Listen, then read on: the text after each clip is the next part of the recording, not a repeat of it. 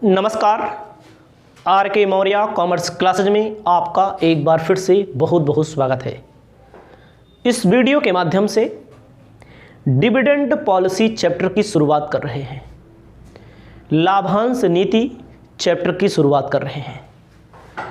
जो भी स्टूडेंट पूरा का पूरा वीडियो देखेंगे,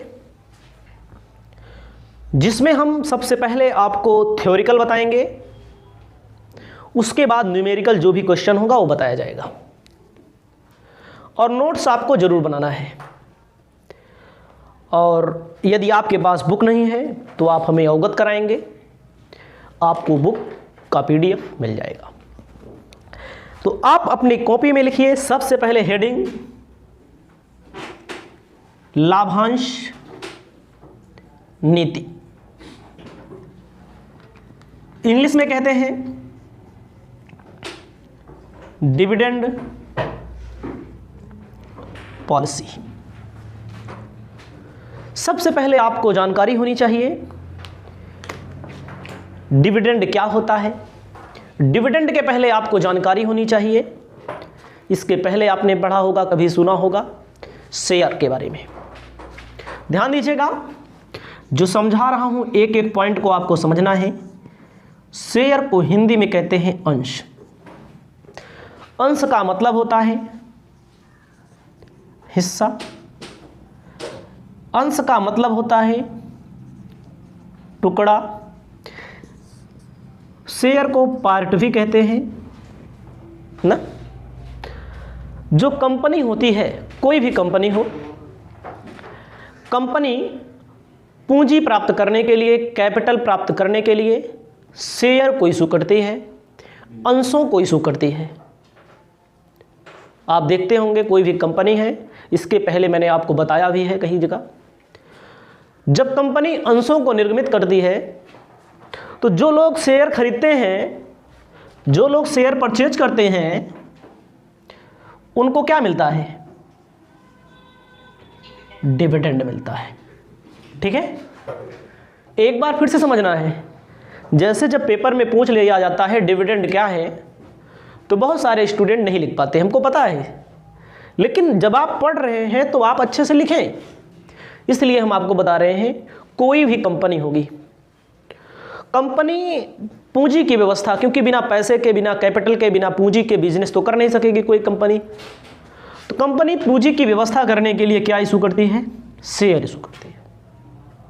शेयर को कहते हैं हिस्सा, टुकड़ा। इसका मतलब होता है बहुत सारे लोग, कंपनी की पूंजी 10 रुपए वाले 10,000 अंशों में विभाजित है, ऐसे कहा जाता है ना। कब 10 रुपए का एक शेयर होता है, 10,000 शेयर होते हैं। इसका मतलब होता है हिस्सा, इसका मतलब होता है टुकड़ा। ठीक है, तो इसको बोला जाता है, पूरी कैपिटल को बोला जाता है शेयर कैपिटल। कंपनी की पूंजी को, कंपनी की कैपिटल को शेयर कैपिटल बोला जाता है। शेयर कैपिटल का मतलब समझते हैं, क्योंकि बहुत सारे लोग इसमें पूंजी लिए रहते हैं, बहुत सारे लोग शेयर लिए रहते हैं। तो कोई बात नहीं, जैसे मान लीजिए कोई कंपनी है, उस कंपनी में जो लोग शेयर खरीदते हैं उनको क्या मिलता है? उनको मिलता है डिविडेंड, लाभांश। पेपर में पूछता है लाभांश क्या है, लाभांश क्या है, डिविडेंड क्या है। डिविडेंड का मतलब कोई भी कंपनी होती है तो क्या कमाती है? प्रॉफिट कमाती है। प्रॉफिट का मतलब होता है लाभ। कंपनी के लिए तो लाभ होगा, लेकिन जब इस लाभ को किसी एक व्यक्ति को थोड़ी दिया जाएगा, किसी एक शेयर पर थोड़ी दिया जाएगा। बहुत सारे शेयर होते हैं, जिस हिसाब से शेयर होते हैं उस हिसाब से बांट दिया जाता है, उसे कहते हैं लाभांश, डिविडेंड। डिविडेंड का मतलब लाभांश, लाभांश का मतलब लाभ का टुकड़ा, प्रॉफिट का टुकड़ा, इसे कहा जाता है लाभांश। हमारे पास बुक है, जो मैंने बता दिया वही बुक में भी बताया गया है, तो बताते हैं आपको हम। कंपनी एक ऐसी संस्था होती है, एक ऐसा इंस्टीट्यूट होता है जो अपने सदस्यों से पूंजी प्राप्त करके व्यापार को आरंभ करती है। सदस्य कंपनी में पूंजी इसलिए लगाते हैं क्योंकि उन्हें निरंतर क्या मिलता रहे? लाभ मिलता रहे, लाभांश मिलता रहे। ध्यान दीजिएगा, लाभांश मिलता रहे। तो कोई भी कंपनी है, मान लीजिए कोई व्यक्ति टाटा का शेयर खरीदता है, कोई व्यक्ति टाटा का शेयर खरीदता है, कोई व्यक्ति रिलायंस का शेयर खरीदता है, तो क्या होता है, किसी भी कंपनी का शेयर खरीदे, महिंद्रा का खरीदे, आईसीआई का खरीदे, एचडीएफसी बैंक का खरीदे, तो कंपनियों के पास कैपिटल चली जाती है, तो व्यक्ति को क्या मिलता है, अपनी इनकम को जनरेट करने के लिए, अपनी इनकम को बढ़ाने के लिए लोग शेयर खरीदते हैं। कोई भी व्यक्ति शेयर खरीदता है तो फालतू का थोड़ी ना खरीदता है, अपनी इनकम को जनरेट करने के लिए, अपनी आय को जो, ताकि हमेशा उसको कुछ ना कुछ पैसा मिलता रहे, जिसे लाभांश कहा जाता है। ध्यान दीजिएगा, यदि डिविडेंड किसी भी व्यक्ति को, जैसे हमने मान लीजिए शेयर खरीदा किसी कंपनी में, या आपने टाटा कंपनी में शेयर खरीदा, तो अगर नॉर्मल रेट से कम डिविडेंड मिलता है, नॉर्मल रेट से कम डिविडेंड मिलता है, तो निराशा होगी हमारे अंदर। भाई एक होता है नॉर्मल रेट 10%, 15%, 20% जो भी होता है, अगर ज़्यादा मिलती है तो उत्साह बढ़ता है। शेयर मार्केट का मतलब क्या होता है आप जानते हैं ना, जब एक बार व्यक्ति पैसा कमा लेता है तो दोबारा बहुत पैसा लगाने का प्रयास करता है। आप सुनते होंगे कहीं ना कहीं, शेयर मार्केट में क्या है, एक सट्टा है, एक तरह का ये शेयर खरीदना सट्टा है, लीगल है, सब कुछ लीगल है, उस तरह सट्टा नहीं है, सब कुछ अच्छा है। तो देखो, जब फायदा हो जाता है लोगों को, एक बार मान लीजिए आज आपने 100 रुपया लगाया, कल आपका 100 रुपया बढ़ के 200 हो गया या 150 हो गया, तो आपके दिमाग में चलो और लगा देते, 500 लगा देते हैं, फिर 500 लगा देंगे तो बढ़ गया, 700 लगा दिए बढ़ गया, 7000 लगा दिए बढ़ गया, 1 लाख लगा दिए बढ़ गया, पता लगा 2 लाख लगा दिए घट गया। तो कहते नहीं है सट्टा, शेयर मार्केट में पैसा लगाए थे, बढ़ भी सकता है और घट भी सकता है। वैसे ये बात जान लीजिएगा कि प्रतिष्ठित कंपनियों के शेयर का मूल्य बहुत कम घटता है। आप टाटा में ले लेंगे तो टाटा का शेयर थोड़ी कम हो जाएगा, रिलायंस में ले लेंगे रिलायंस का शेयर थोड़ी कम हो जाएगा, लेकिन वही जो आप समाचार पत्रों में पढ़ते होंगे, आप न्यूज़ में देखते होंगे, तो सेंसेक्स इतना नीचे धड़ाम हो गया, निवेशकों को घाटा हो गया। यही होता है डिविडेंड, इसका ही होता है से लाभांश का मतलब, जब भाई फायदा ज़्यादा होगा तो उच्चतम स्तर की ओर जाएगा, घाटा कम हो जाए, मतलब कि जब घाटा हो जाएगा तो न्यूनतम स्तर की ओर जाएगा। ये सारी चीज़ें बेसिक हैं। तो देखो भैया, एकदम जो किताबिया में पूरे में बताया गया लगभग मैंने बता भी दिया आपको। अब इनमें अगली हेडिंग है डिविडेंड। अगली हेडिंग जो मैंने बताया क्या, डिविडेंड। डिविडेंड क्या होता है, लाभांश क्या होता है, लाभांश का मतलब क्या होता है, कहा गया है लाभांश किसी कंपनी के लाभ का वह अंश है जो अंशों के सम मूल्य में प्रतिशत के रूप में व्यक्त किया जाता है। इसका निर्णय संचालक मंडल द्वारा लिया जाता है और इसको संचालक मंडल द्वारा घोषित एवं वितरित किया जाता है। ध्यान दीजिएगा, मैं यहाँ लिख नहीं रहा हूँ, आपको समझना है डिविडेंड के बारे में, नहीं तो लिखूंगा तो सारा समय यही बीत जाएगा। आप समझिएगा डिविडेंड क्या होता है। डिविडेंड का मतलब मैंने क्या बता दिया, लाभ का टुकड़ा। कंपनी लाभ कमाएगी, लाभ कमाने के बाद सरकार को कर देगी, कर का मतलब सरकार को टैक्स देगी ना। उसके पहले भी प्रक्रियाएं होती हैं, जैसे हमारी कंपनी मान लीजिए RK. Maurya commerce classes private limited, हमने कमाया 1 लाख रुपया साल भर में, लोगों से पैसा लिया है मैंने पूंजी के रूप में, अंश पूंजी के रूप में। सबसे पहले हमारा प्रॉफिट हुआ, सब कुछ घटाने के बाद खर्चा वर्चा जिससे लोन वगैरह लिए घटाने के बाद 1 लाख फायदा हुआ। 1 लाख फायदा हुआ तो उसके बाद क्या करेंगे, सरकार को टैक्स देंगे कि नहीं टैक्स। सरकार को टैक्स देने के बाद जो बचेगा, जितने लोग मिलकर को हमको पैसा दिए हुए हैं सब में आप बराबर, मतलब जितना जितना जिसका हिस्सा होगा बांट दिया जाएगा। वही तो होता है लाभांश, वही तो होता है डिविडेंड ना। कोई पूछे तो आप सीधा जवाब देंगे, डिविडेंड का सीधा सीधा मतलब होता है लाभ का टुकड़ा ना। कंपनी पहले प्रॉफिट कमाती है, प्रॉफिट कमाने के बाद प्रॉफिट कैसे आता है आप पढ़े होंगे प्रॉफिट लॉस अकाउंट। कैसे बनता है प्रॉफिट लॉस अकाउंट, सारी इनकम में से सारे खर्चे को माइनस कर दिया जाता है, नेट प्रॉफिट जो आता है वही हमारा फायदा है। फिर उसके बाद सरकार को टैक्स देना पड़ता है, सरकार को टैक्स देने के बाद जो बचता है उसमें भी कभी कभी होता है रिजर्व में रख दिया जाता है। मान लो वो जिसका बोलते हैं कभी मुसीबत दुख तकलीफ आई कंपनी के ऊपर तो मैं रिजर्व में रख लिया जाता है, बाकी जो बचता है सबको बांट दिया जाता है। वही तो है सिस्टम। तो आपको याद रखना है जो डिविडेंड दिया जाता है शेयर के सम मूल्य पर दिया जाता है। सम मूल्य का मतलब होता है एट पार पर दिया जाता है। आप कभी पढ़े होंगे, अगर आपको याद हो तो एक होता है अंशों का निर्गमन, एट पार क्या बोलते हैं भैया, सम मूल्य ना, पढ़े हैं कि नहीं। दूसरा आप पढ़े हैं एट प्रीमियम। प्रीमियम का मतलब क्या होता है, अधिमूल्य। अधिमूल्य मतलब प्रीमियम पर निर्गमन। तीसरा का मतलब होता है एट डिस्काउंट, कटौती मूल्य पर निर्गमन। ये हो गया आपका ना। अब आपको आगे बताना है सम मूल्य किसे कहते हैं। हमारी कंपनी का शेयर 100 रुपए में है, 100 रुपए में हम सेल करेंगे तो सम मूल्य कहा जाता है। हमारी कंपनी का मूल्य 100 रुपए में है, हम इसको 120 रुपए में बेचेंगे तो अधिमूल्य कहा जाता है। हमारी कंपनी का मूल्य 100 रुपए में है, 90 में बेचेंगे तो इसे कटौती पर कहा जाता है। जैसे कहीं कहीं दिया रहता है डिविडेंड जो दिया जाता है 5%, 10%, 15%, ज़्यादातर उसमें दिया रहता है प्रेफरेंस वाले में। तो किस पर दिया जाएगा, यहाँ पर 90 रुपए का अगर इशू किया गया तो 90 पर नहीं होता, हमेशा मेन मूल्य पर दिया जाता है। इसकी बेस प्राइस पर दिया जाता है। बेस प्राइस क्या मानी जाती है, 100। अगर नीचे हो गया तो डिस्काउंट हो जाता है, ऊपर हो गया तो प्रीमियम हो जाता है, बराबर हो गया तो सम मूल्य हो जाता है। किस मूल्य पर दिया जाएगा, इसी सम मूल्य पर निकाला जाता है। नोट अपनी कॉपी में लिख लीजिए आप कि डिविडेंड जो दिया जाता है, पेमेंट किया जाता है सम मूल्य पर एट पार पर दिया जाता है।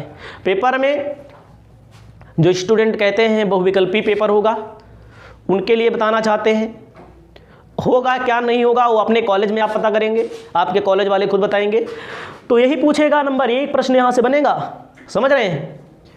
एक सम मूल्य पर दिया जाता है। जब आप किसी कॉम्पिटिटिव एग्जाम में देने जाएंगे, जैसे टीजीटी का एग्जाम होता है, पीजीटी का, नेट का, यूजीसी नेट का होता है, तमाम वैकेंसी आती रहती हैं अकाउंटेंट से रिलेटेड, तो वहां पर ऐसे क्वेश्चन पूछे जाते हैं, पूरा पढ़ने के बाद ही मालूम चलता है। तो जो सम मूल्य पर दिया जाता है एट पार पर दिया जाता है, ठीक है। अब आपको बताते हैं आगे,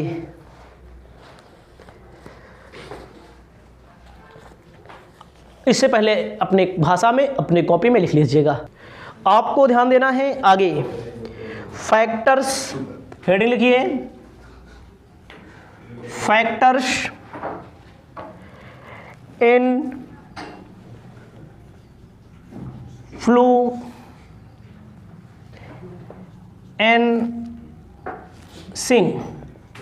इन्फ्लुएंसिंग डिविडेंड पॉलिसी।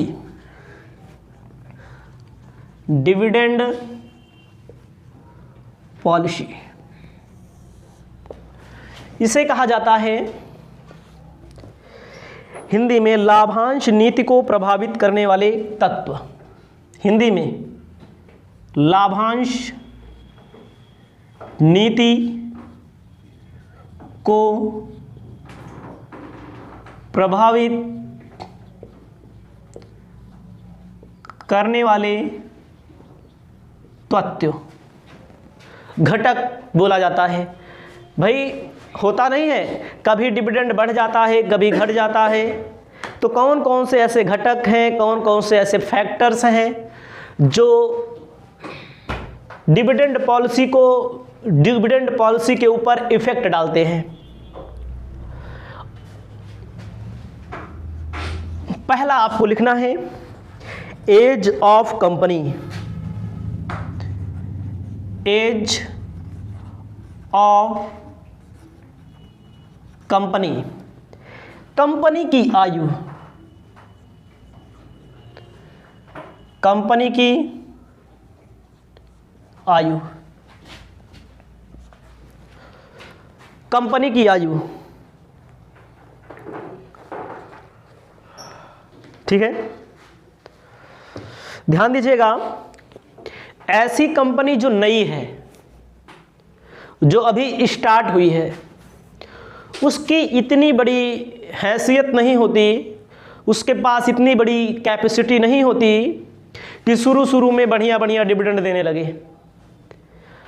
आज हम कंपनी की स्थापना किए, 2-4 साल संघर्ष करेंगे, संघर्ष अच्छा रहा तो डिविडेंड कंपनी देगी, भाई दुकान खोलोगे का पहले साल चलने लगेगी, पहले दिन चलने लगेगी, पहले दिन उद्घाटन में पैसा खर्चा हो जाएगा ज़्यादातर।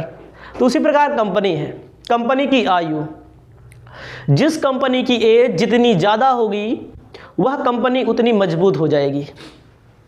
भाई जिसकी दुकान पुरानी होगी आपके यहाँ ना, उसके यहाँ ज़्यादा पैसा होगा ना, ज़्यादा माल रखता होगा। वैसे कंपनी है, कंपनी की एज जितना ज़्यादा मोर देन एज होगी उतना अच्छा डिविडेंड देगी, जितना कम समय में होगा तो कम डिविडेंड देगी, हो सकता है ना दे कुछ दिन ना। जो लोग शेयर होल्डर, जो लोग पैसा लगाते हैं मार्केट में, नई वाली कंपनी में काहे नहीं लगाते, बहुत कम लोग लगाते हैं नई वाली कंपनी में, इसलिए नहीं लगाते क्योंकि सोचते हैं हमारा पैसा डूब ना जाए। सब लोग फ़ायदा कमाना चाहते हैं, तो इसलिए याद रखना, जो कंपनी, जिस कंपनी की एज ज़्यादा होगी वो ज़्यादा फ़ायदा दे सकती है, लंबे समय तक फ़ायदा दे सकती है। मान लिया बीच में घाटा हो जाए तो कोई दिक्कत नहीं। जो कंपनी नई है वो कंपनी ज़्यादा समय तक फ़ायदा नहीं दे सकती, ज़्यादा बड़ी मात्रा में फ़ायदा नहीं दे सकती। ये इफेक्ट डालते हैं कंपनी की लाभांश नीति पर, मतलब कि डिविडेंड पॉलिसी पर ये लोग क्या करते हैं, इफेक्ट डालते हैं। ठीक है, आगे चलते हैं। दूसरा, nature of business, nature of business, nature of business में कंपनी, व्यवसाय की प्रकृति, व्यवसाय की प्रकृति, व्यवसाय की प्रकृति किसे कहते हैं, नेचर ऑफ बिजनेस। देखो भैया, ऐसी कंपनियां जिनके यहां नियमित रूप में पैसा आता हो, लगातार पैसा आता हो, पैसे की भरमार हो, वो कंपनियां सीधा सीधा लाभांश हर स्थिति में देने के लिए तत्पर रहेंगी।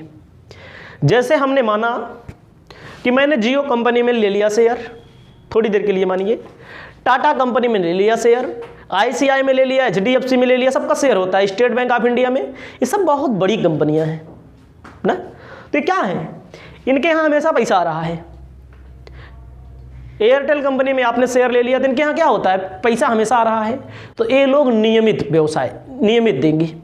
कुछ कंपनियां ऐसी होती हैं जो सीजनी होती हैं, सीजन आएगा ज़्यादा पैसा कमाएंगी तो डिविडेंड देंगी ना। बिजनेस का नेचर भी वैसा होता है, बहुत सारे बिजनेस हैं, ध्यान दीजिए। जैसे कुछ बिजनेस ऐसे होते हैं, छोटे स्तर पर देखिए, उनके यहाँ रोज पैसा आता है। किराना स्टोर वाले के यहाँ क्या होता है, किराना स्टोर का नाम पेपर में नहीं लिखना है, नहीं तो लिख दो, ये कंपनी पढ़ रहे हो। किराना स्टोर वाले के यहाँ रोज पैसा आ रहा है, खटाखट आ रहा है, सब्जी वाले के यहाँ रोज पैसा आ रहा है, अब समझो। और जिसके यहाँ टेंट हाउस होगा उसके यहाँ जब लगन आएगी, शादी विवाह बुक होगा, तबे तो ज़्यादा बुकिंग होती होगी, तबे ज़्यादा पैसा आता है। तो ऐसा अमाउंट, ऐसा शेयर लिया गया है, यदि जो कंपनी साल भर व्यवसाय करती है, अच्छा ओके, 12 मासी होता है काम, अच्छा डिविडेंड देंगी, डिविडेंड पॉलिसी अच्छी होगी। जिनका मौसमी प्रकृति का होता है उसमें क्या होता है, डिविडेंड की पॉलिसी नहीं होती।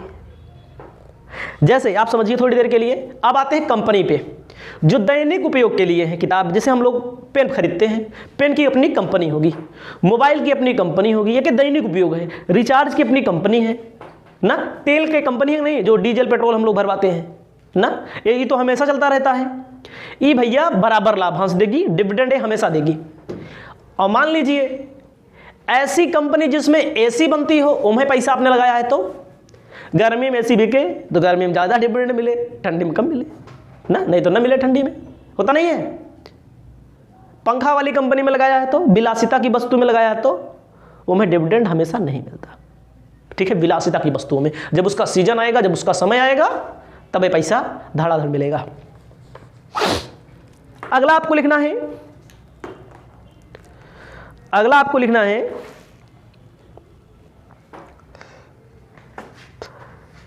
Financial position of company. तीसरा number, financial position of company. व्यवसाय की आर्थिक स्थिति। देखो भैया, जिसके आर्थिक स्थिति मजबूत है उसका कोनो टेंशन नहीं है। आज पैसा नहीं आ रहा है, कोनो बात नहीं है ना, पहले से पैसा रखा गया है। गांव में देखो, घर में देखो, आरी पड़ोस में देखो ना, जिसके यहाँ पैसा ज़्यादा है उसका दिक्कत थोड़ी ना है। वैसे प्रकार कंपनी होती है, कंपनी खूब कमा के रखी है, 1 साल में कमाएगी तो टेंशन नहीं है। जिस कंपनी की फाइनेंशियल पोजीशन अच्छी होगी वह अपने डिविडेंड का पेमेंट सबको करती रहेगी, मतलब अपने अंशधारियों को समय समय पर डिविडेंड देती रहेगी, चाहे कंपनी का फायदा कम हो या ज़्यादा हो। ठीक है, तो यही आपको समझना है। फाइनेंशियल पोजीशन अच्छी है जिस कंपनी की तो अच्छा डिविडेंड मिलेगा, खराब है तो कम मिलेगा, और क्या होगा। ये सब आपको याद करने वाले पॉइंट है, याद रखना है, पेपर में अच्छे से लिखना है, भले हेडिंग बता दे रहे हैं, अच्छे लिखना है आपको ना। अगला कहता है भविष्य में पूंजी की आवश्यकता।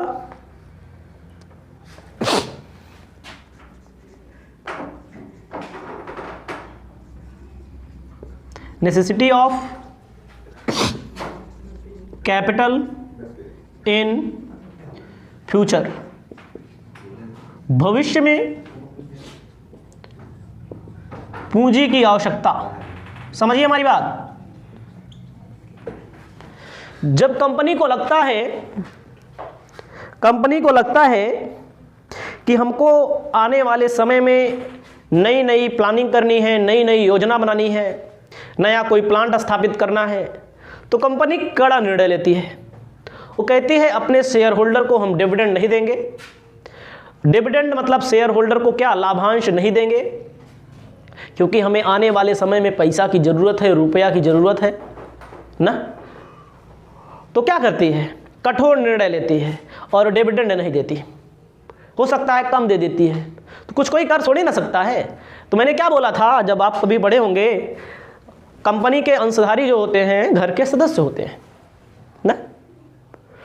आपके यहाँ घर बन रहा है और आपके पापा जी कहें बिटिया मोबाइल लेना है आपको, या कोई कपड़ा लेना है, या मतलब कोई ज़्यादा महंगा सामान लेना है, ये 1 महीना बाद ले लेना, तो क्या करोगे आप, कुछ कर पाओगे नहीं। वैसे कंपनी है, कंपनी के सदस्य होते हैं, मेंबर होते हैं लोग, आप अपने घर के सदस्य हैं जैसे, वैसे शेयर होल्डर कंपनी के सदस्य होते हैं। कंपनी को नया प्लांट लगाना है, नया मशीन लानी है, तो कहेंगे हम डिविडेंड नहीं देंगे। और कोई ज़बरदस्ती थोड़ी कर सकता है डिविडेंड लेने के लिए। क्यों ज़बरदस्ती नहीं कर सकता, क्योंकि आप ही के लिए किया जा रहा है। नया प्लांट स्थापित होगा, आपके पैसे थे तो आपकी शेयर की वैल्यू तो ही बढ़ेगी, ये भी प्रभाव डालता है, इसको ध्यान दीजिएगा। आगे लिखना है आपको,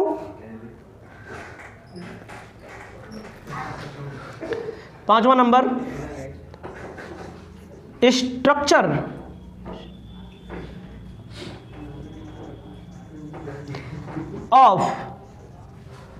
स्ट्रक्चर ऑफ ऑनर।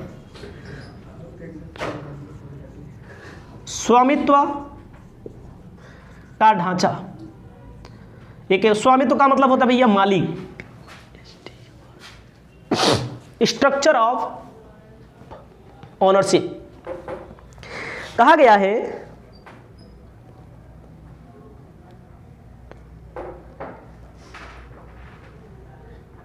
यदि कंपनी में बहुत सारे अंशधारी हैं, बहुत सारे अंशधारी संख्या लाखों में हो सकती है, तो कंपनी का नियम कभी कभी फेल भी हो जाता है। कंपनी को बहुमत से निर्णय लेना पड़ता है। जैसे बहुत सारे अंशधारी हैं, कम हैं तो आपस में लोग समझ लेते हैं, आपस में लोग निर्णय ले लेते हैं। कहा गया है कंपनी में जब थोड़े लोग होते हैं, as in case of closely held company, इस बात से सहमत हो सकते हैं कंपनी और उन सबके लिए कुछ वर्षों तक कठोर लाभांश नीति का अनुसरण किया जाएगा। जब कंपनी में थोड़े लोग होते हैं तो बताया जाता है कठोर नीति अपनाई जाएगी। हो सकता है कम डिविडेंड दिया जाए, हो सकता है ना दिया जाए। लेकिन जब बहुत सारे लोग हो जाते हैं तो इस नीति को लागू कराना बड़ा मुश्किल होता है। जब परिवार बड़ा हो जाता है तो विद्रोह ना, जिस पार्टी में ज़्यादा नेता आ जाते हैं वहाँ क्या होता है, विद्रोह हो जाता है। क्यों भाई, जैसे चुनाव होता है तो वहाँ क्या होता है सीट ठो है, दावेदार 25 ठो हैं, तो एक लोग तो सीट दी जाएगी, एक लोग तो टिकट मिलेगा ना। तो उसी प्रकार कंपनी में भी है, जहाँ बहुत बड़ी 2-4 लोग हैं समझा लिया जाएगा, मैनेज कर लेंगे भैया, तुमका यहाँ वहाँ मैनेज कर लिया जाएगा। जब कंपनी में बहुत सारे लोग हैं तो फिर बहुमत से परीक्षण होता है, तो वहाँ पर दिक्कत आ जाती है, स्वामित्व का ढांचा के ऊपर भी निर्णय लेना पड़ता है। अगला है टैक्स पॉलिसी।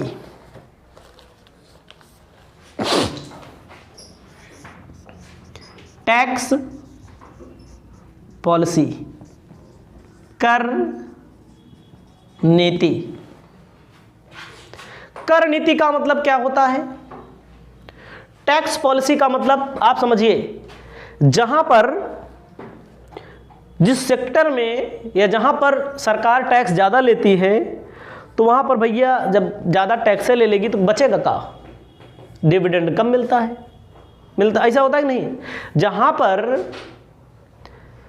पर टैक्स ज़्यादा होगा वहां लाभांश कम मिलेगा, जहां पर टैक्स कम होगा वहां पर लाभांश यानी कि डिविडेंड ज़्यादा मिलेगा। ये तो आप जान ही रहे हैं। कर नीति के ऊपर ये भी क्या होता है? प्रभाव डाला जाता है ना।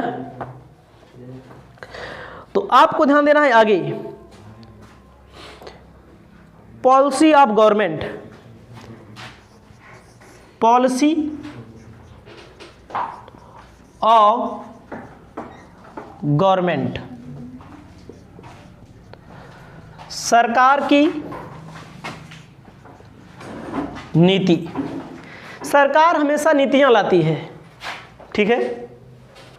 सरकार दुनिया भर की नीति लाती रहती है। सरकार ने एक समय था नोटबंदी लाई, तो उससे क्या हुआ? उससे कंपनियों पर बहुत बुरा प्रभाव पड़ा कि नहीं? जब कंपनी ही समाप्त हो गई, मान लीजिए कंपनी पर बुरा प्रभाव पड़ा, तो कंपनी का प्रॉफिट क्षमता कम हो गई, तो जो शेयर होल्डर लगाए थे पैसे, उनको डिविडेंड कम मिलेगा, जाहिर सी बात है, होता है कि नहीं? और सरकार, चलिए एक गलती हुई, जीएसटी आई, तब भी कंपनियों पर बुरा प्रभाव पड़ा ना।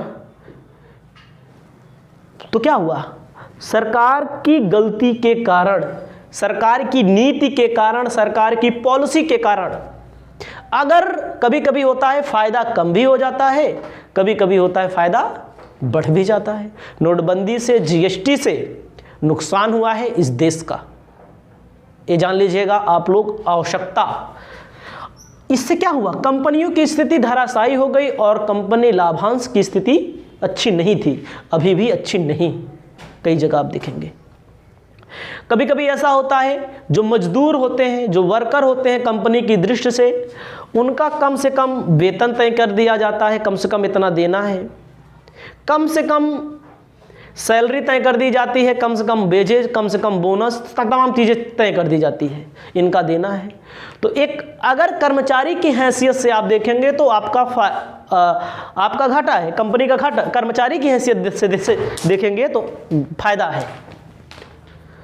है। लेकिन आप कंपनी की हैसियत से चेक करिए, कोई कंपनी है, वहाँ पर निर्धारित कर दिया जाए किसी मजदूर को 20,000 रुपये से नीचे महीने में नहीं मिलना चाहिए।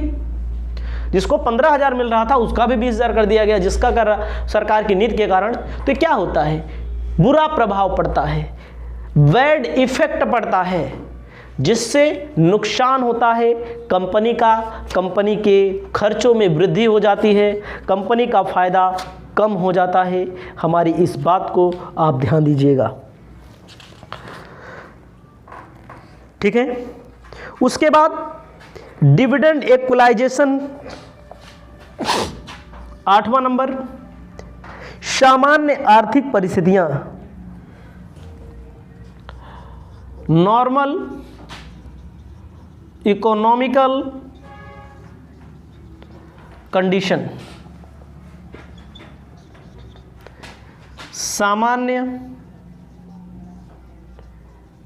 आर्थिक परिस्थितियां, ये भी होता है। कुछ परिस्थिति ऐसी हो जाती है जब कंपनी को घाटा हो जाता है ना, का घाटा हो जाएगा तो कंपनी कम लाभांश देगी, लगातार बढ़ते हुए क्रम में जा रही है, बढ़ती हुई नाम हो रहा है, फला कंपनी की क्रेडिट बढ़ती हुई चली जा रही है। तो इसके लिए कंपनी एक व्यवस्था करती है जो आपके पेपर में पूछा भी जा सकता है, डिविडेंड इक्वलाइजेशन फंड, लाभांश सामान्यीकरण कोष। ये क्या होता है? प्रत्येक कोई भी कंपनी ये नहीं चाहती कि हम अपने शेयर होल्डर को डिविडेंड कम दें। मैंने यहाँ भले बताया था कम देगी, ज़्यादा देगी, कम देगी, ज़्यादा देगी, कोई भी कंपनी, क्योंकि अगर कम देगी ना वो क्या बेइज्जती होगी। भाई बेइज्जती इसलिए होगी कि उससे आगे कंपनी निकल जाएगी। देखो जो बड़े बड़े उद्योगपति होते हैं, जो बड़ी बड़ी कंपनियां, आपस में कंपटीशन होता है। हम अपने कर्मचारियों को ये सुविधा दे रहे हैं, अपने एम्प्लॉय को, हम अपने कर्मचारियों को छोड़िए, अपने शेयर होल्डर को इतना पैसा दे रहे हैं, हमारी कंपनी का शेयर इतना है, उससे उनकी क्रेडिट बढ़ती है। तो कंपनी क्या करती है? कंपनी एक बनाती है कोष, डिविडेंड इक्वलाइजेशन फंड, लाभांश सामान्यीकरण कोष। जब कंपनी को सामान्य लाभ से, नॉर्मल प्रॉफिट से ज़्यादा प्रॉफिट होता है तो कंपनी इसी फंड में पैसा डाल देती है कुछ निकाल करके। देखो आज अगर ज़्यादा फायदा है आपको, थोड़ी देर के लिए मानिए, पर डे मान लीजिए कॉलेज आते होगे 100 रुपया 50 रुपया मिलता होगा, किसी दिन मान लीजिए 500 मिल गया। 50 अगर आप या 50 या 100 आप रोज खर्च करते हैं, अगर 500 मिल गया तो उमें कुछ बताए रहेंगे, कह रहेंगे कि अपना एक फंड हो जाता है एक तरह के। 500 में 100 खर्चा करेंगे, 200 खर्चा कर देंगे, 300 फंड के रूप में लेंगे, क्योंकि मान लो कभी कम मिले तो। जब कंपनी को फायदा ज़्यादा होता है तो कंपनी क्या करती है? डिविडेंड ना दे करके फंड में डाल देती है पैसा, पूरा नहीं देगी, नॉर्मल देती रहेगी। जान लियो कि आने वाले समय मान लो 1 दिन ना दिए तो विद्रोह हो जाएगा, पैसा नहीं मिला हमका, तो ना डिविडेंड नहीं मिला, तो कंपनी क्या करेगी? इसी में डालती है। मान लीजिए कंपनी को किसी समय घाटा हो जाता है तो कंपनी पैसा निकाल करके दे देती है बराबर, मतलब जैसे 10% पहले दे रही थी 10% फिर दे देगी। इससे कंपनी के ऊपर प्रभाव नहीं पड़ता और कंपनी का नुकसान भी नहीं होता। इसे आप अपनी कॉपी में लिख लेंगे।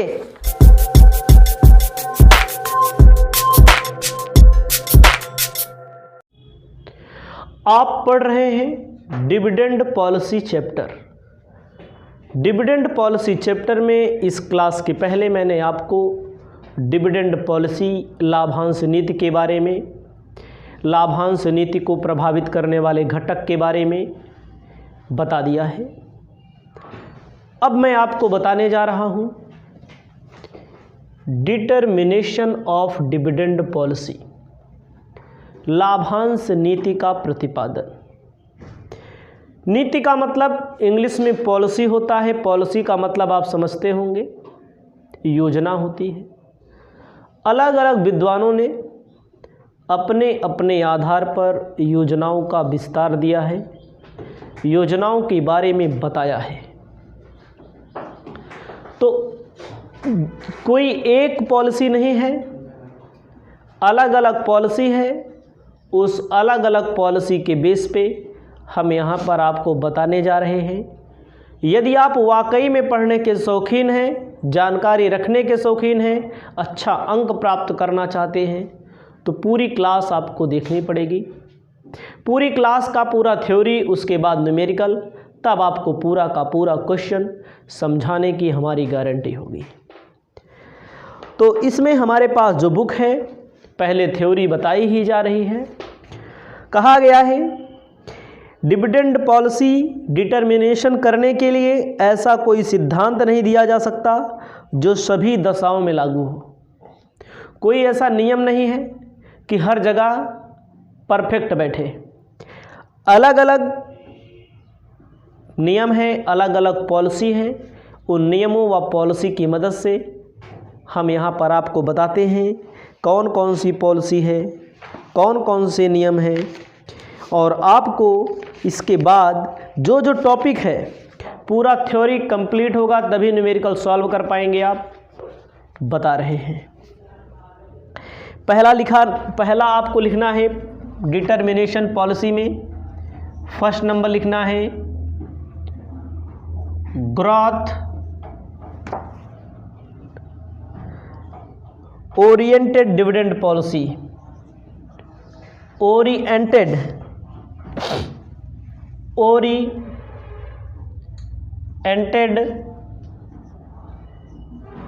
Dividend policy. हिंदी और इंग्लिश दोनों में बता रहे हैं, समझा दे रहे हैं।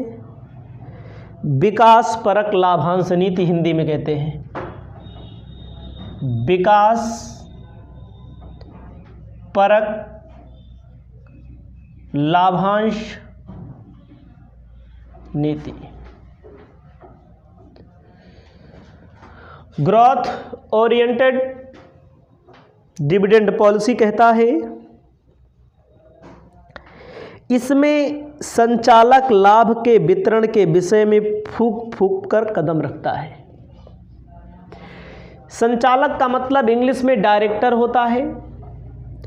जो डायरेक्टर होता है, मैंने आपको डिविडेंड के बारे में बताया है, कंपनी पहले लाभ कमाती है ना, उस लाभ को, उस प्रॉफिट को जो डिस्ट्रीब्यूट कर देती है, टुकड़ों में लोगों को बांट देती है, शेयर होल्डर को बांट देती है, उसे डिविडेंड कहते हैं। डिविडेंड बांटने से संबंधित नियम कानून संचालक मंडल में तय होते हैं। डायरेक्टर में जो डायरेक्टर होते हैं वो लोग तय करते हैं। कहा गया है इसमें जो डिविडेंड बांटा जाता है, डिविडेंड बांटने का जो कदम होता है वो फूंक फूंक कर होता है। मतलब होता है कि कहीं पर ऐसी कोई गलती ना हो जाए, कहीं पर ऐसा कोई विवाद ना हो जाए, कहीं पर कंपनी के प्रति कोई मतलब घाटे में आने की शंका ना हो जाए। ठीक है, कहीं पर पता लगता है डिविडेंड बांट रहे हैं, कंपनी की आर्थिक स्थिति नहीं सही है, तो याद रखना इस नियम में जो डायरेक्टर होता है, प्रॉफिट को जो बांटा जाता है उसी को डिविडेंड कहते हैं। प्रॉफिट का जो डिवाइड किया जाता है लाभ को, उसी को तो डिविडेंड कहते हैं। इसमें फूंक फूंक कर कदम रखना पड़ता है। कंपनी यह देखना पड़ता है कंपनी मजबूत है आर्थिक रूप में कि नहीं। ऐसा थोड़ी ना है कंपनी में फ़ायदा ना हुआ अपने अंशधारियों को अंश बांटने लगेगी, कंपनी में कम फ़ायदा हुआ कंपनी अपने अंशधारियों को बांटने लगेगी। कंपनी एक व्यक्ति है, कंपनी एक व्यक्ति है, पहले अपनी स्थिति को मजबूत करती है। जब अपनी स्थिति को मजबूत कर लेगी तो अपने शेयर होल्डर को डिविडेंड देने का काम करेगी। ये चीज़ ध्यान रखना पड़ता है। फूंक फूंक कर कदम का मतलब होता है यही।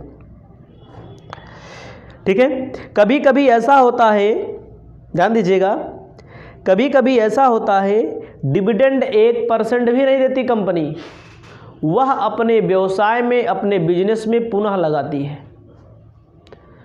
आप समझिए, आप खुद मानिए आपके पास थोड़ी देर के लिए आप व्यक्ति हैं, कंपनी नहीं है, हम व्यक्ति हैं, हम फ़ायदा कमाए, जितना कमाए सब दे दें, सब खर्च कर दें, तो हमारी स्थिति खराब हो जाती है। आप देखते होंगे आपने आस पड़ोस में, गांव देश में, जिनके पास कुछ लोग आज कमा रहे हैं, आज खाने भर का है, कल के लिए देखना पड़ता है। तो लोग पहले आज ज़्यादा कमा रहे हैं कुछ लोग, तो आज खूब उड़ा देते हैं, बाद में भीख मांगने लगते हैं, कर्जा लेने लगते हैं। तो वही कंपनी है। कंपनी अच्छी सुदृढ़ स्थिति में जब बन जाए, जब सुदृढ़ हो जाए तो पैसा खर्चा करो। पहले अपनी स्थिति को मजबूत किया जाता है। कभी कभी ऐसा होता है डिविडेंड जो होता है, लाभांश जो होता है, वो नाम मात्र का दिया जाता है, थोड़ा थोड़ा दिया जाता है। आगे कहा गया है कभी कभी ऐसा होता है जो बिजनेसमैन है, मान लीजिए हमारे पास कोई बिजनेस हो, हम कमा रहे हैं, आज दुकान चल रही है, दुकान से पैसा निकलवा घर बनवा लिए। घर पैसा थोड़ी देगा। बहुत लोग को हम देखे हैं ट्रक चल रही है लेकिन घर द्वार गिर रहा है, वैसे बहुत लोगों का है। लेकिन बाद में जब स्थिति सुदृढ़ एकदम हो जाती है, मजबूत हो जाती है, तो बाद में क्या करते हैं, बनवा लेते हैं घर द्वार। सामान्य भाषा में हम आप बात करें तो अब देखो, इसीलिए कंपनी जो होती है अपनी स्थिति को पहले मजबूत करती है। ठीक है, तो भुगतान अनुपात इसमें 0 होता है, बहुत कम। अगर देवो करेगी ना चूहट वाली कंपनी, मतलब चूहट बनी रहेगी। चूहट का मतलब काम, मतलब कि संघर्षशील और पैसा कम खर्च करेगी, इसे कहा जाता है विकासशील। ठीक है, तो आपको ध्यान देना है, एक विकासशील कंपनी के लिए जिसे अपने सुधार एवं विस्तार के लिए अतिरिक्त पूंजी की आवश्यकता है। मान लो कोई विकासशील का है, इंडिया कौन सा देश है? विकासशील देश है, विकसित देश थोड़ी है। विकासशील जो धीरे धीरे विकसित हो रहा है, थोड़ा थोड़ा विकासशील है, विकसित देश नहीं है। तो या काम चलाया जाता है, विकासशील में क्या हो, काम चलाओ, काम चलाया जाता है। लाभांश नीति, जो कंपनी लाभ कमाती है वो दिमाग लगा के बांटती है अपने अंशधारियों को, ताकि अंशधारी हमारे खुश हो रहें और हमारी स्थिति मजबूत भी हो जाए। तो इसमें धैर्य रखना पड़ता है। इस कंपनी में जो इस प्रकार की कंपनी होती है उन्हें धैर्य रखना पड़ता है। अब सोचो तुरंत पैसा लगाओ तुरंत मिल जाए, तुरंत मिलेगा नहीं, धैर्य रखना पड़ता है, तो ध्यान देना पड़ता है। तो इन्हें अब आपको बताते हैं दूसरा, उदार लाभांश रीति। उदार में है लिबरल,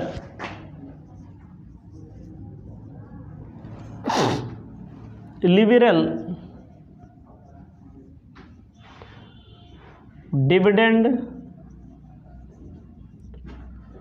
पॉलिसी। लिखिए उदार लाभांश नीति।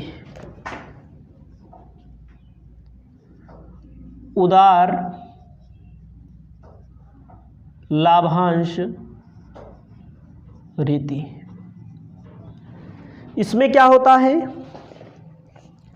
इसमें कहा गया है जो डायरेक्टर होते हैं अधिकतर जैसे प्रॉफिट कमाते हैं अपने मेंबर यानी कि शेयर होल्डर को वितरित कर देते हैं।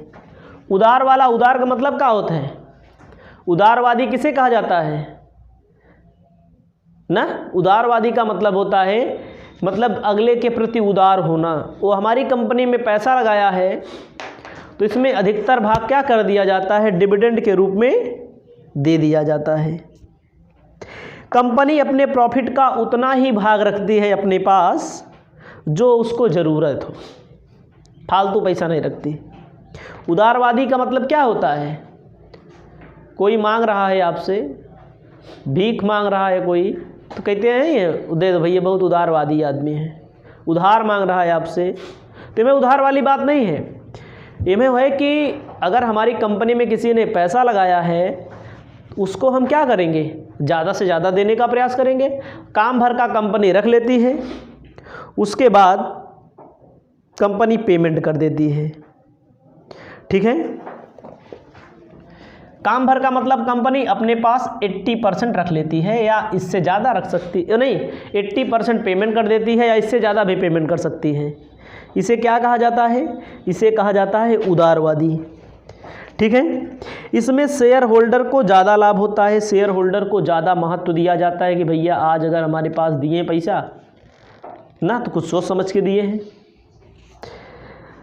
तो ध्यान दीजिए, जो मैनेजर होते हैं खुले हाथों की तरह, आंधी में जो आम गिरता है, जिसके यहाँ पेड़ है, आंधी में देखो आम गिरता है ना, जिसके यहाँ पेड़ है अब आम ज़्यादा हो जाता है तो क्या करते हैं? सबको बांट देते हैं, आरी बगल गांव देश सब ले लेते हैं, भैया ले लो, तो अचार खटाई बना लो। तो आंधी के आमों की भांति होता है, समझे नहीं भैया? आंधी में इकट्ठे आम गिर पड़ा है, एक आदमी बोरत क्या करेंगे, कितना प्रयोग करेंगे? तो यह होता है कि होता नहीं, आंधी के आम कैसे होते हैं भाई? आंधी आई, आम बहुत फरा है, गिर पड़ा, कितना यूज करेगा? अकेला व्यक्ति है, अकेले घर का आदमी, तो आरी बगल पड़ोस में सब दे देते हैं। सही है कि नहीं? तो इन्हें क्या करते हैं, इन्हें जब पर्याप्त आ रहा है दे दिया जाए, पैसा तो शेयर होल्डर का ही लगा है। इससे क्या होता है? इससे कंपनी के शेयर का भाव बढ़ जाता है। जैसे अधिक आम अगर कोई किसी को दे देंगे, आप, आपके घर पेड़ होगा, आप हमारे यहाँ मान लीजिए पहुँचा देंगे, तो हम कहेंगे फला आदमी हमको दान दिया है, क्योंकि सम्मान बढ़ जाता है, भाव बढ़ जाता है ना। तो वैसे यहाँ भी है, शेयर का भाव यहाँ क्या हो जाता है, जब ज़्यादा लोगों को लाभांश वितरित होगा तो शेयर का भाव ऑटोमेटिक बढ़ जाएगा। तो ठीक है, कंपनी की यह ऐसी दशा में किया जाता है भैया ये लाभांश नीति उधार वाली, कि जैसे कंपनी की कोई भावी योजना नहीं है, भावी मतलब फ्यूचर की योजना नहीं है कि कोई और बड़ा कार्य करना है, कोई बड़ा प्लांट लगाना है, वो योजना होती है तभी पैसा रखा जाता है। तो याद रखना उधार वाले में सब चीज़ें आपको समझनी पड़ेंगी, इसीलिए एकदम आराम से उतारे हैं। अगला है stable dividend policy. Stable dividend policy. Stable का मतलब क्या होता है, सुदृढ़, सुस्थिर। स्टेबल सुदृढ़ लाभांश नीति। सुदृढ़ लाभांश नीति क्या है, ध्यान देना है। यह पॉलिसी जो होती है वो लॉन्ग टर्म के लिए बनाई जाती है, लंबे समय के लिए बनाई जाती है। लंबी अवधि तक कोई परिवर्तन ना किया जाए, नहीं किए जाते, लंबी अवधि तक कोई परिवर्तन नहीं किया जा सकता। इसमें ये होता है सुदृढ़ वाले में कि कंपनी का भविष्य भी देखा जाता है और कंपनी के जो सदस्य हैं, सदस्य का मतलब अंशधारी हैं, उनका भी भविष्य देखा जाता है। ध्यान दीजिएगा, पहला इनमें क्या किया जाता है, इनमें बराबर ध्यान दिया जाता है, मतलब कंपनी भी चलती रहे, जो हमारे सदस्य हैं वो नाराज ओराज ना हो। ठीक है, तो इसमें कहा जाता है जितना डिविडेंड दिया जाएगा और उतना ही, कभी 50-50 मामला में होता है कि जैसे मान लीजिए कंपनी ने 1 लाख कमाया या 1 करोड़ कमाया या 1 अरब कमाया, तो आधा पैसा किसको दे दिया जाता है, डिविडेंड होल्डर को, वो शेयर होल्डर को, और आधा पैसा किसको दे दिया जाता है, कंपनी में विनियोजित किया जाता है, कंपनी की स्थिति को सुधारने का प्रयास किया जाता है, कंपनी की स्थिति को मजबूत ढंग प्रदान करने का प्रयास किया जाता है। ठीक है कि नहीं।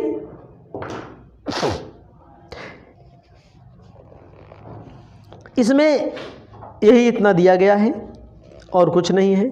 तो याद रखना, पहले वाले में डेवलपमेंट में ध्यान दिया जाएगा, जो कंपनी लाभ कमाएगी जरूरी नहीं है फायदा पूरा बांट दे, पूरा ना कौन बांटे, क्या कर लोगे ना, क्योंकि अगर नहीं बांटेगी तो अंशधारियों का ही फायदा है, कंपनी मजबूत स्थिति हो जाएगी, बाद में ज़्यादा लाभांश लीजिए।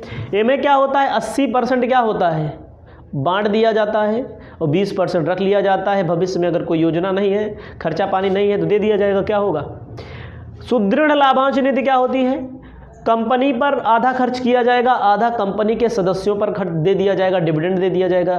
खर्च करने का मतलब रखा रहेगा, पुनर्विनियोजित किया जाता है, मार्केट में पैसा लगाया जाता है।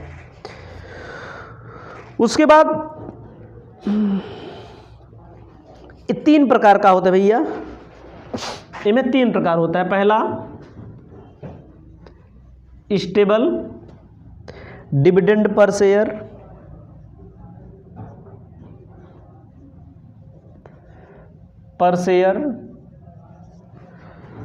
दूसरा होता है स्टेबल पे out ratio,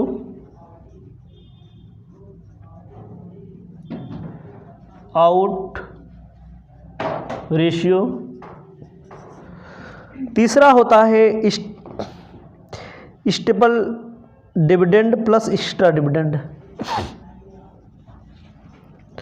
stable dividend plus extra dividend.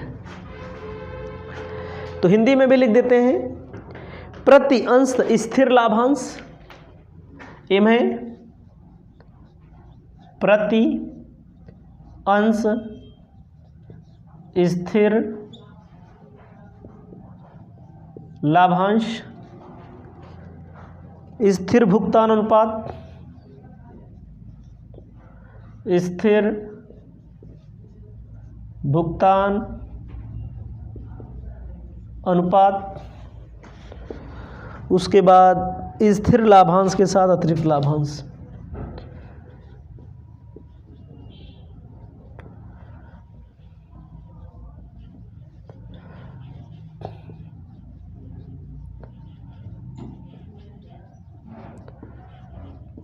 ना, तो अगर आप समझना चाहें तो समझ सकते हैं।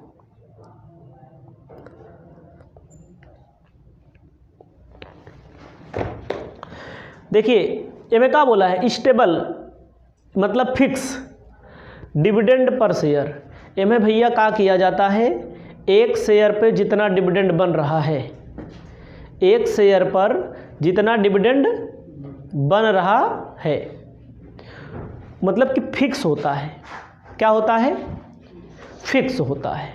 क्या में, स्थिर वाले में। और इनमें एक चीज़ ध्यान दिया जाता है, मान लीजिए कभी कंपनी की, आप सोचेंगे फिक्स होता है कैसे, कभी मान लीजिए कंपनी में घाटा हो जाए तो एक लिए पीछे मैंने बताया था लाभांश समानीकरण कोष, डिविडेंड इक्वलाइजेशन फंड। पीछे बताया था मैंने, डिविडेंड इक्वलाइजेशन फंड का मतलब होता है कभी मान लो घाटा हो रहा है तो इसमें जब ज़्यादा फायदा हो जाता है तो इसी में रख दिया जाता है, डिविडेंड इक्वलाइजेशन फंड में, लाभांश समानीकरण कोष में रख दिया जाता है, बाद में निकाल लिया जाता है। इसमें भैया क्या होता है, फिक्स होता है। स्टेबल पे आउट रेशियो, स्थिर भुगतान अनुपात क्या होता है, स्टेबल पे आउट रेशियो, स्थिर भुगतान अनुपात क्या होता है, इसका मतलब होता है इस नीति का परिपालन ऐसी कंपनियां कर सकती हैं जिनकी आय में प्रतिवर्ष उतार चढ़ाव होते रहते हैं। समझ रहे हैं,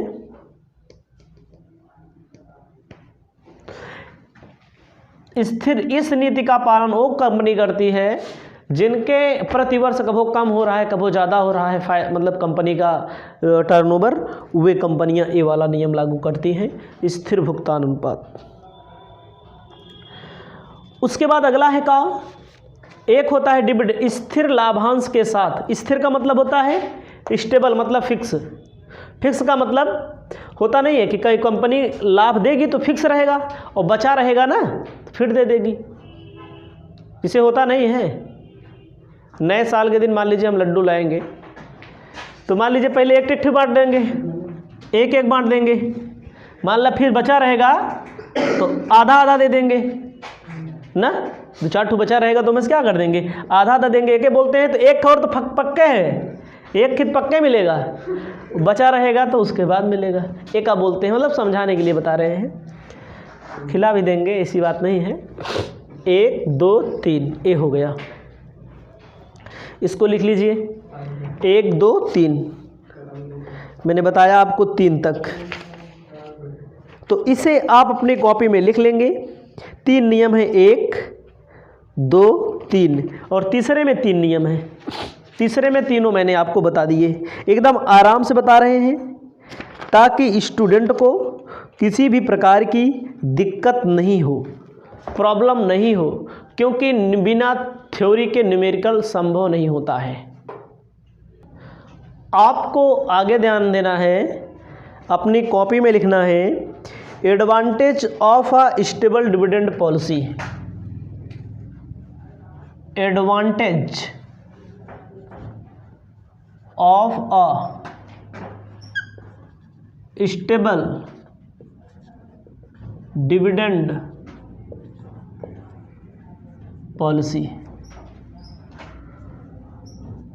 सुदृढ़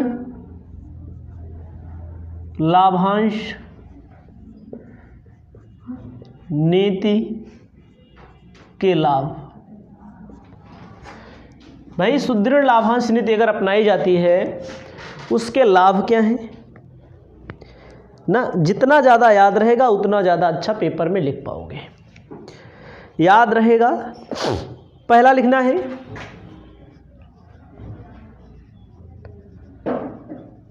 शेयर होल्डर सेटिस्फैक्शन।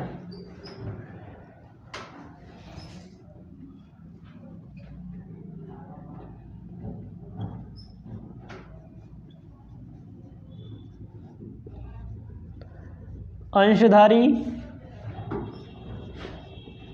संतुष्ट। ध्यान दीजिएगा, सुदृढ़ लाभांश नीति में सुदृढ़ का मतलब क्या होता है? सुदृढ़ दूसरे नंबर पे था ना, पहले नंबर पे क्या था? विकास परक। सुदृढ़ का मतलब होता है, तीसरा नंबर पे सुदृढ़ है। सुदृढ़ का मतलब होता है, मतलब ऐसी डिविडेंड पॉलिसी जो कौन सी कंपनी अपनाएगी? जो हर चीज़ से सक्षम, स्टेबल करती हो। अगर सुदृढ़ लाभांश नीति, जो कंपनी सुदृढ़ होगी, सुदृढ़ का मतलब स्टेबल होगी ना। वो में भैया एक नियम मैंने आपको बताया फिक्स रहता है, एक बताया फिक्स रहता है, एक बताया फिक्स तो रहेगा, उसके साथ साथ बचा रहेगा तब भी मिलेगा, और एक मैंने आपको बताया क्या, फिक्स ही रहेगा, जो में कंपनी में उतार चढ़ाव होता रहता है। सारी चीज़ें मैंने बताई। तो सबसे पहली बात, जो कंपनी अच्छी है अपने अंशधारियों को, अपने शेयर होल्डर्स को सेटिस्फैक्शन देती है, सुदृढ़ प्रदान करती है ना। अंशधारी क्या होते हैं? अधिकतम संतुष्ट होते हैं। दूसरा,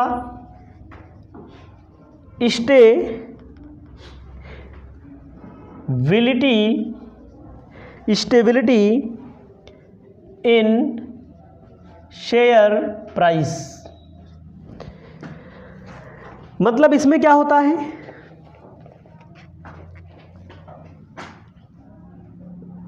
अंशों का मूल्य, अंशों के मूल्य बढ़ता है। अंशों के मूल्य में क्या होती है? शेयर की प्राइस बढ़ जाती है, इंक्रीज हो जाती है, अधिक लाभांश मिलता है तो कंपनी के अंश की प्राइस बढ़ जाती है। तीसरा number, additional finance. Additional finance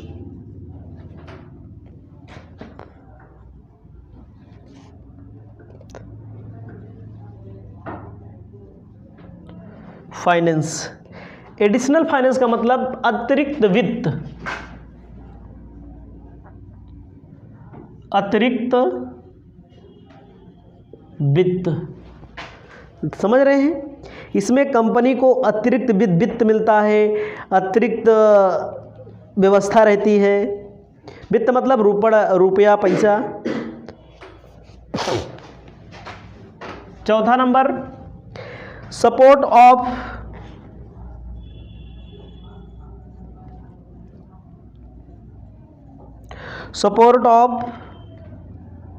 institutional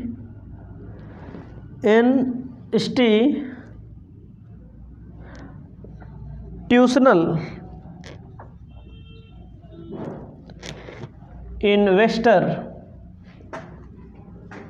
investor का मतलब क्या होता है भैया? मतलब कि संस्थागत वित्त विनियोग, संस्थागत वित्त से सहयोग।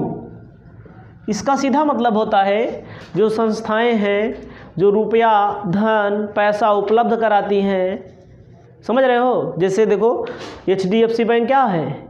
इंस्टीट्यूशनल। SBI से लोन कैसे मिलेगा? जब आपके डिविडेंड की क्वालिटी, आपके बिजनेस की क्वालिटी अच्छी रहेगी, जब आपका बिजनेस ग्रो रहेगा, आपकी कंपनी, तभी इंस्टीट्यूट लोन उपलब्ध कराएंगे।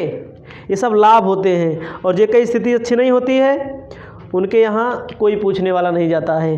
अगर आपका टर्नओवर अच्छा है तो आपके यहाँ तमाम लोग पैसा देने के लिए खड़े रहेंगे, भैया हमारे यहाँ से लोन ले लो, समझ रहे हो? तो जैसे किसी बैंक में आप खाता खुलवाओ, वहाँ पर अगर आपका टर्नओवर हो रहा है 1,00,000 2,00,000 साल भर में, या 1,00,000 2,00,000 नहीं 50 से 60 हज़ार हो रहा है, तब भी आपके औकात भर का लोन मिल जाता है। तो 4-10 लाख होगा तो वहाँ मिल जाता है। खुद ही वो लोग फ़ोन करेंगे आपके पास, ठीक है? सर लोन की आवश्यकता हो तो बता दीजिए, ऐसे करते हैं। Growth prospects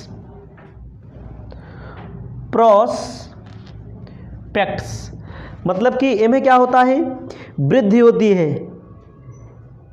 prospect stable dividend policy कहते हैं, इसमें वृद्धि होती है। Door for examination growth of company में क्या होती है, कंपनी की मूल्य में वृद्धि होती है, कंपनी की क्वालिटी में वृद्धि होती है। तो इसको आप समझ लेंगे। इसके बाद हम आपको बताने जा रहे हैं अगला टॉपिक। पहले इतना आप लिख लेंगे। आप पढ़ रहे हैं डिविडेंड पॉलिसी। डिविडेंड पॉलिसी में आपको बताने जा रहे हैं टाइप्स ऑफ डिविडेंड, कहते हैं लाभांश के प्रकार। लाभांश के प्रकार, टाइप्स ऑफ डिविडेंड, लाभांश के प्रकार। इसमें आपको समझना है लाभांश कई प्रकार के होते हैं, डिविडेंड कई प्रकार के होते हैं। एक एक करके मैं आपको नाम लिख करके समझा दे रहा हूं। पहला लिखना है कैश डिविडेंड, नकद लाभांश। ध्यान दीजिएगा, कैश डिविडेंड क्या होता है, ऐसा डिविडेंड जो सबसे अधिक प्रचलित है मार्केट में, जो अपने शेयर होल्डर को सुविधा की दृष्टि से नगद पैसा दे दिया जाता है, या उसके अकाउंट में ट्रांसफर कर दिया जाएगा, या उसको कैश इन हैंड दे दिया जाएगा। ऐसी सब कंपनियां लिक्विड पोजीशन ठीक होती है, नगद लाभांश वितरित करना पसंद करती है। मतलब कि ऐसी कंपनियां जिनकी लिक्विड पोजीशन का मतलब होता है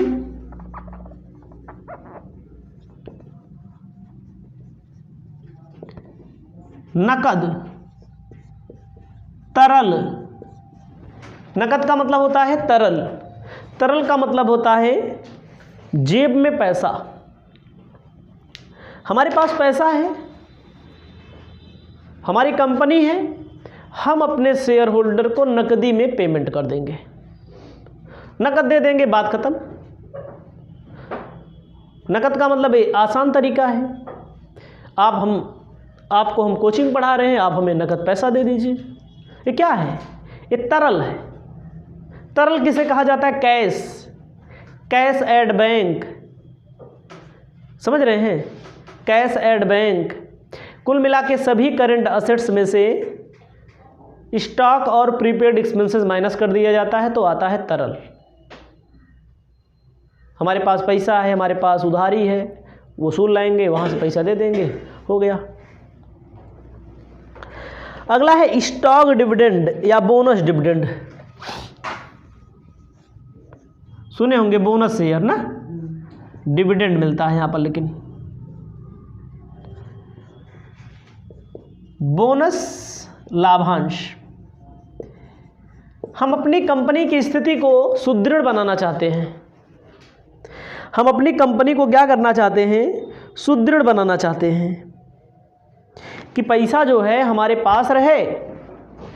जैसे किसी ने हमारे यहाँ 2 शेयर लिया है या 3 शेयर लिया है, 2 शेयर के पीछे 1 शेयर, या 3 शेयर के पीछे 1 शेयर, या 4 शेयर के पीछे 1 शेयर, या 5 शेयर के पीछे, जो नियम अप्लाई कर दें। समझिए कि जो ही बोनस का मतलब होता है उसका पैसा क्या किया जाए, उसको फिर मार्केट में लगाना है।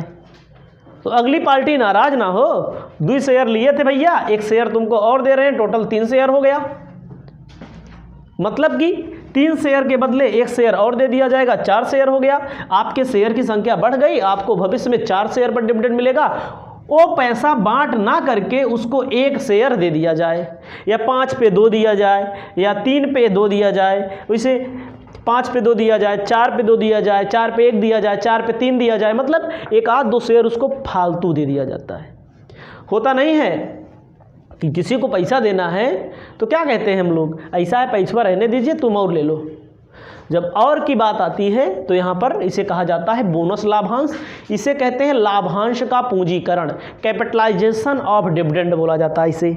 ठीक है, अगला बॉन्ड्स डिविडेंड। तीसरा ये बोनस है, बॉन्ड्स डिविडेंड। ये क्या बोलते हैं, इसको बोलते हैं ऋण पत्र, बंध पत्र, बंध पत्र, पत्रों पर लाभांश। जिसे कंपनी बंधों का लाभांश। आप समझिए, कंपनी के यहाँ कोई शेयर खरीदा है, उसका पैसा बन रहा है, जो भी बन रहा हो, तो क्या कहते हैं, ऐसा है पैसा जिन लो, पैसा मत लो। कंपनी क्या कर देती है, उनको एक बॉन्ड दे देती है।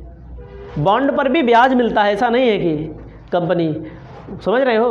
कुल मिलाकर के जो पैसा बन रहा है यहाँ नगद वाले में दे दिया जाएगा, यहाँ वाले में एक और शेयर पकड़ा दो उनका, और यहाँ वाले में बंध पत्रों पर लाभांश दे दो। बंध पत्रों पर क्या दे देंगे, डिविडेंड दे दो। जो बंध पत्र है, जो बंध पत्र है वो पे क्या दे दिया जाएगा, डिविडेंड दे दिया जाएगा, लाभांश दे दिया जाएगा। समझ में आया नहीं, मतलब कि जो डिविडेंड पैसा बन रहा है उसको कंपनी रख लेगी, अपने पास यूज करेगी, और उसके बदले क्या दे देगी, बंध पत्र। मतलब होता है ऋण पत्र और बंध पत्र में केवल इतना अंतर होता है, आप पढ़े होंगे कहीं पर, नहीं पढ़े होंगे जान लीजिए। ऋण पत्रों पर ब्याज, डिबेंचर पर ब्याज का रेट जो होता है फिक्स होता है, बंध पत्र अदलता बदलता रहता है। पैसा रख करके उसका एक पत्र दे दिया जाता है कि हाँ पे तुमको ब्याज मिलेगा, लाभांशों लेना बाद में, ब्याजों लेना बाद में। ठीक है, अगला है संपत्ति लाभांश।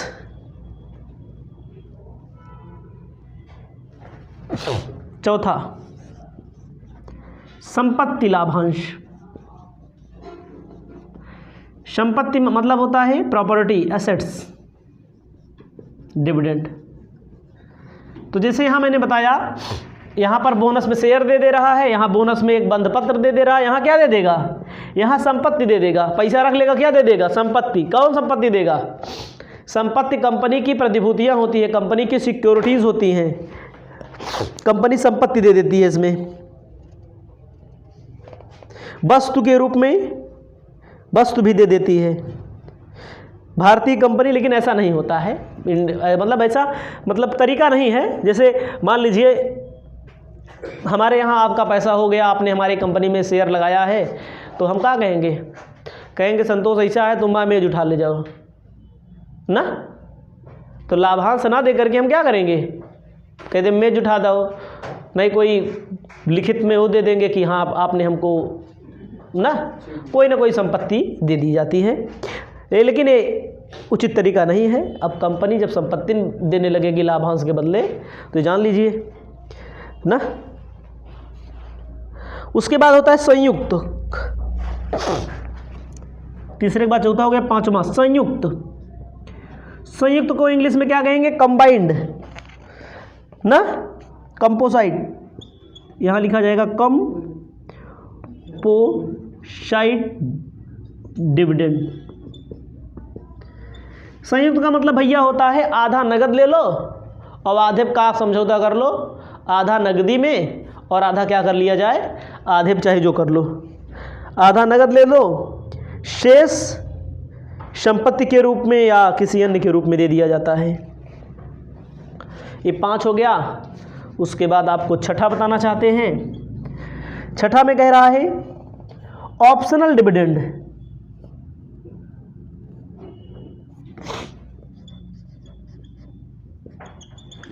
ऑप्शनल डिविडेंड,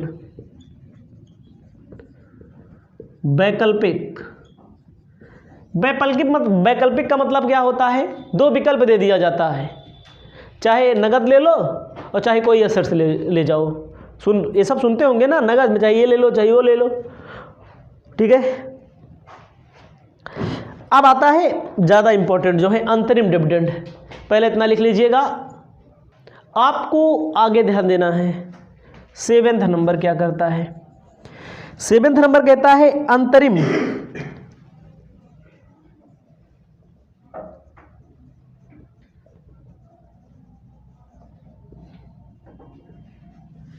अंतरिम,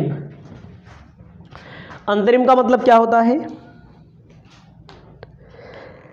लाभांश प्रायः कंपनी के वित्तीय वर्ष के अंत में घोषित होता है, उसे नियमित लाभांश कहते हैं।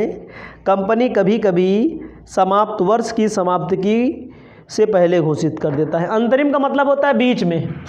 जो डिविडेंड होता है सामान्य तौर पर कहाँ होता है घोषित? कंपनी साल भर बिजनेस करेगी, साल भर बिजनेस करने के बाद प्रॉफिट कमाएगी, प्रॉफिट कमाने के बाद क्या करेगी? डिविडेंड देगी। लेकिन जब बीच में घोषित किया जाए, वर्ष के पहले घोषित किया जाए, अंतरिम कहते हैं। पेपर में बहुत पूछता है, याद रखिएगा ये वाला। ये सब का गारंटी नहीं है, बोनस वाले गारंटी है। और कौन? अंतरिम लाभांश किसे कहते हैं? यही नहीं, आगे पढ़ोगे तो पूछेगा अंतरिम लाभांश क्या है। अंतरिम लाभांश मतलब अंतरिम डिविडेंड क्या होता है? ऐसा डिविडेंड जो वर्ष के मध्य में दे दिया जाए उसे कहा जाता है अंतरिम लाभांश। ठीक है, अगला है अतिरिक्त लाभांश। ध्यान दीजिए, 8वां नंबर अतिरिक्त लाभांश किसे कहते हैं? अतिरिक्त लाभांश, अतिरिक्त लाभांश, एक्स्ट्रा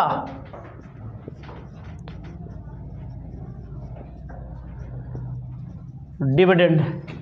अतिरिक्त लाभांश वह लाभांश होता है जो लाभांश की दर में अचानक परिवर्तन करना उचित नहीं समझते। ध्यान दीजिएगा, अतिरिक्त में क्या बताया? जैसे 10% चल रहा है 10% देंगे, बचा रहेगा तो जो उसमें भी कुछ दे देंगे, उसे कहते हैं अतिरिक्त लाभांश। इसे आप अपनी कॉपी में लिख लीजिए। आगे की क्लास में आपको न्यूमेरिकल बता करके चैप्टर समापन की घोषणा कर देंगे। इस वीडियो को यहीं पर हम